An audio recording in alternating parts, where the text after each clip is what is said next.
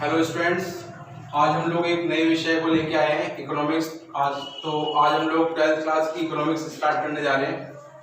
और सबसे पहले मैं आपको इसका परिचय दे दूं। 12th क्लास की इकोनॉमिक्स के अंदर हमारी दो बुक्स हैं। पहली बुक है हमारी समष्टि अर्थशास्त्र और सेकंड बुक है हमारी अर्थव्यवस्था का विकास। समष्टि अर्थशास्त्र में आपके 12 चैप्टर हैं और अर्थव्यवस्था का विकास में हमारे 14 चैप्टर हैं। तो ये दो बुक्स आपकी 12th क्लास में एग्जाम के अंदर पूछी जाती हैं। तो इसी को लेकर के हम लोग वीडियोस आपकी बना रहे हैं। और इसमें सबसे पहले हम लोग जो स्टडी करेंगे वो करेंगे समष्टि अर्थशास्त्र को। और समष्टि अर्थशास्त्र के अंदर सबसे पहला चैप्टर आज हम लोग डिस्कशन करने जा रहे हैं, जिसका नाम हैगा समष्टि अर्थशास्त्र की कुछ मूलभूत अवधारणाएं।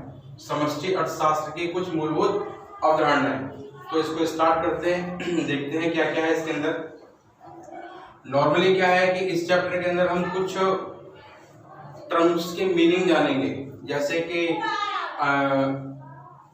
समष्टि अर्थशास्त्र क्या होता है, या अर्थव्यवस्था क्या है, या अंतिम वस्तु मध्यवर्ती वस्तु क्या होती है, या प्रवाह और चर क्या है, मध्यवर्ती वस्तु और उत्पादक वस्तु ये सब क्या होती है, या पूंजीगत वस्तुएं क्या होती हैं, वास्तविक प्रवाह और मौद्रिक प्रवाह किसे कहते हैं। तो इन चीजों से रिलेटेड कुछ क्वेश्चंस हैं, इन सबको हमको इसमें स्टडी करना है। तो अब हम लोग इस चैप्टर को स्टार्ट करते हैं और देखते हैं क्या है इसमें देखिए सबसे पहला क्वेश्चन हमारा ये आता है कि समष्टि अर्थशास्त्र किसे कहते हैं। तो आपको बताना है कि समष्टि अर्थशास्त्र से हमारा अभिप्राय एक ऐसा अर्थशास्त्र जहां एक अर्थव्यवस्था की सामूहिक आर्थिक इकाइयों का अध्ययन किया जाए, इस प्रकार के शास्त्र को समष्टि अर्थशास्त्र कहा जाता है। मैंने बोला एक ऐसा अर्थशास्त्र जहां एक अर्थव्यवस्था में पाई जाने वाली सामूहिक आर्थिक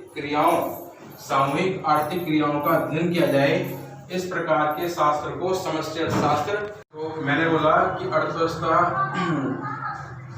एक ऐसा अर्थशास्त्र जहां अर्थव्यवस्था की सामूहिक आर्थिक क्रियाओं या इकाइयों का अध्ययन किया जाए, इस प्रकार के शास्त्र को समष्टि अर्थशास्त्र कहा जाता है। और इसमें उन समस्याओं या उन इकाइयों का अध्ययन किया जाता है जिनका संबंध किसी व्यक्ति विशेष से न होकर के पूरी अर्थव्यवस्था से होता है, जैसे कि राष्ट्रीय आय, जैसे कि मुद्रा, जैसे कि बैंकिंग और जैसे कि बजट। ये वो इकाइयां हैं जिनका अध्ययन किसी एक व्यक्ति के लिए नहीं बल्कि पूरी अर्थव्यवस्था के लिए किया जाता है। तो इसे हम कहते हैं समष्टि अर्थशास्त्र।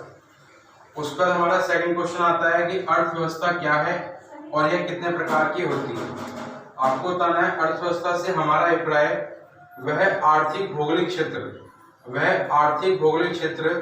जहां लोग रहते हैं और रह करके विभिन्न प्रकार की आर्थिक क्रियाओं के माध्यम से अपनी आजीविका कमाते हैं, इस प्रकार के किसी भी आर्थिक भौगोलिक क्षेत्र को अर्थव्यवस्था कहा जाता है।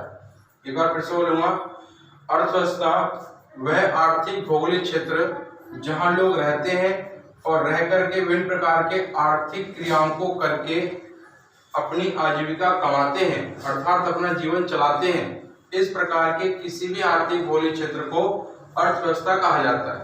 अर्थव्यवस्था मुख्य रूप से 3 प्रकार की होती हैं। पहली पूंजीवादी अर्थव्यवस्था। पूंजीवादी अर्थव्यवस्था से हमारा अभिप्राय एक ऐसी अर्थव्यवस्था से जहां उत्पादन के सभी संसाधनों पर पूंजीपतियों का अधिकार होता है, यानी कि निजी क्षेत्र का अधिकार होता है और सरकार इसमें किसी प्रकार का कोई हस्तक्षेप नहीं करती। उत्पादन पर नियंत्रण और आर्थिक संसाधनों पर नियंत्रण पूंजीपतियों का होता है। वह अपने अनुसार मांग और पूर्ति को देख करके यह पता लगाते हैं कि अर्थव्यवस्था में कितना उत्पादन किया जाना चाहिए। सरकार इसमें किसी प्रकार का कोई इन्वॉल्वमेंट नहीं करेगी। इस प्रकार की अर्थव्यवस्था को पूंजीवादी अर्थव्यवस्था कहा जाएगा। हमने बोला कि अर्थव्यवस्थाएं 3 प्रकार की होती है। सबसे पहले पूंजीवादी अर्थव्यवस्था, एक ऐसी अर्थव्यवस्था जहां उत्पादन के संसाधनों पर पूंजीपतियों का अधिकार होता है और सरकार इसमें किसी प्रकार का कोई हस्तक्षेप नहीं करती। पूंजीपति मांग और पूर्ति को देख करके उत्पादन कितना किया जाए इसका निर्णय लेते हैं। जबकि सेकंड होती है हमारी केंद्रीय योजनाबद्ध अर्थव्यवस्था, या इसको समाजवादी अर्थव्यवस्था भी कहा जाता है।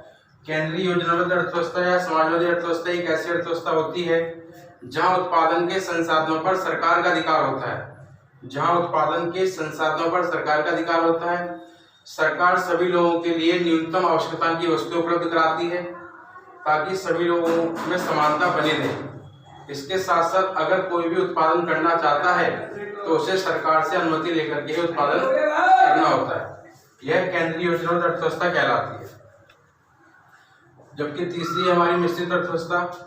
मिश्रित अर्थव्यवस्था वह अर्थव्यवस्था होती है जहां पर पूंजीवादी और केंद्रीय योजनाबद्ध दोनों प्रकार की प्रणाली पाई जाती है, अर्थात इसके अंतर्गत निजी क्षेत्रक और सार्वजनिक क्षेत्रक दोनों पाए जाते हैं। निजी क्षेत्रक जहां उत्पादन पर ध्यान देता है और लाभ कमाने के उद्देश्य से कार्य करता है, वही सार्वजनिक क्षेत्रक लोगों के कल्याणकारी विकास के लिए कार्य करता है और साथ ही साथ में न लाभ न हानि के आधार पर अपने कार्य को करता है, जिससे जनता को ज्यादा से ज्यादा राहत मिल सके और उनका विकास हो सके।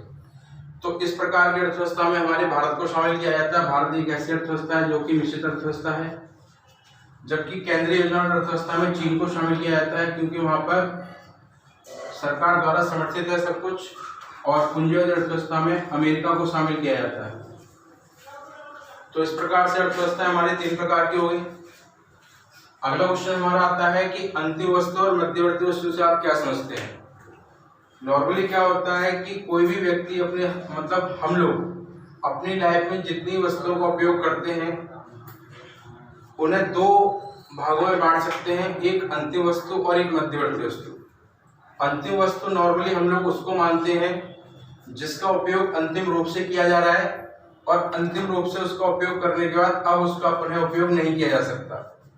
इस प्रकार की वस्तु को अंतिम वस्तु कहा जाएगा। जबकि वो वस्तुएं जिनका उपयोग किसी अन्य वस्तु को बनाने के लिए कच्चे माल के रूप में किया जा रहा है, इस प्रकार की वस्तुओं को मध्यवर्ती वस्तु कहा जाएगा। तो इस आधार पर अगर हम किसी वस्तु का अंतिम रूप से उपयोग कर रहे हैं जिसके बाद उसका कोई अन्य उपयोग नहीं कर पाएगा तो वह अंतिम वस्तु कहलाएगी, और एक ऐसी वस्तु जिसका हम उपयोग किसी अन्य वस्तु को बनाने के लिए कर रहे हैं वह मध्यवर्ती वस्तु कहलाएगी। तो इस आधार पर अंतिम वस्तु और मध्यवर्ती वस्तु के बीच में हमको अंतर बताना होगा। तो इसमें अंतर यह है कि अंतिम वस्तु वह वस्तु है जो उत्पादन की सीमा रेखा से बाहर है, अर्थात अब इनका आगे उत्पादन करना संभव नहीं है, यह अंतिम रूप से बनकर के तैयार हो गई है और इस प्रकार की वस्तु का उपयोग अंतिम रूप से किया जाएगा और इसका अब उपयोग करने के बाद पुनः उपयोग नहीं होगा। इसके साथ साथ इन वस्तुओं के मूल्य को राष्ट्रीय में शामिल किया जाता है। जबकि मध्यवर्ती वस्तुएं वे वस्तुएं होती हैं, इन्हें उत्पादन की सीमा रेखा के अंदर की वस्तुएं कहा जाता है और इस प्रकार की वस्तु का उपयोग अन्य किसी उत्पादक के द्वारा उत्पादन कार्य में किया जाना हैगा।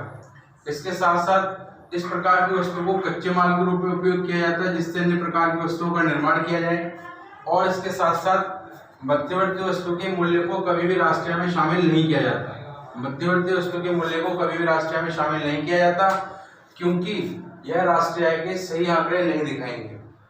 इसके अलावा इसमें एग्जाम में अगर ये क्वेश्चन पूछा जाएगा तो या तो आपसे पूछा जाएगा कि अंतिम वस्तु और मध्यवर्ती वस्तु के बीच में डिफरेंस बताओ, तो आपको ये बताना है, या फिर आपको कोई भी 2 या 3 पॉइंट दे दिए जाएंगे जिसमें आपको ये बताना होगा कि उसको पढ़ के आप ये बताइए कि कौन सी वस्तु अंतिम वस्तु है और कौन सी वस्तु मध्यवर्ती वस्तु है। कुछ इस टाइप से, जैसे यहाँ पे लिखा हुआ है कि सिलाई मशीन विक्रेता द्वारा सिलाई मशीन बनाना। एक बार फिर से, सिलाई मशीन विक्रेता द्वारा सिलाई मशीन बेचना। तो अब इस प्रकार की वस्तु को हम क्या कहेंगे, अंतिम वस्तु कहेंगे या मध्यवर्ती वस्तु कहेंगे। अब देखिए, सिलाई मशीन विक्रेता के द्वारा अगर सिलाई मशीन बेची जा रही है तो यह उसके लिए एक मध्यवर्ती वस्तु है। उसका कारण यह है कि सिलाई मशीन विक्रेता जो है वो एक व्यापारी है जो सिलाई मशीनों का व्यापार कर रहा है, तो वह इसका अंतिम रूप से उपयोग नहीं कर रहा। क्योंकि वह इसका अंतिम रूप से उपयोग नहीं कर रहा बल्कि वह इसको बेचने के उद्देश्य से कर रहा है, तो यह उसके लिए एक मध्यवर्ती वस्तु कहलाएगी। जो इसके अलावा जो इस वस्तु को खरीदेगा अपने उपयोग के लिए वह उसके लिए अंतिम वस्तु कहलाएगी। इसी प्रकार से सेकंड है यहाँ पर हमारा किसान के द्वारा उत्पादित गेहूं। किसान ने कुछ गेहूं उत्पादन किया, उसका कुछ भाग तो स्वभोग के लिए और कुछ विक्रय कर दिया।